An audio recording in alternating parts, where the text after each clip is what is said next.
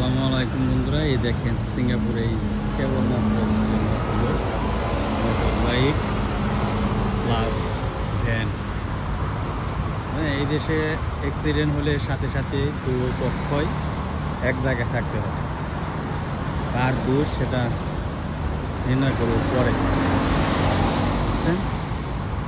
এখানে দেখেন এই যে ওরা ছবি তুলতেছে, মোটর সাইকেল এলা আর হচ্ছে ব্যানার, পিছনে গাড়ি দাম বাইজে রয়েছে, আস্তে আস্তে আসতেছে গাড়ি, সব নিয়ম মেনে চলে কি দেশে। তো তেমন কোনো দেখা পাই নাই, মাত্র এই যে লোক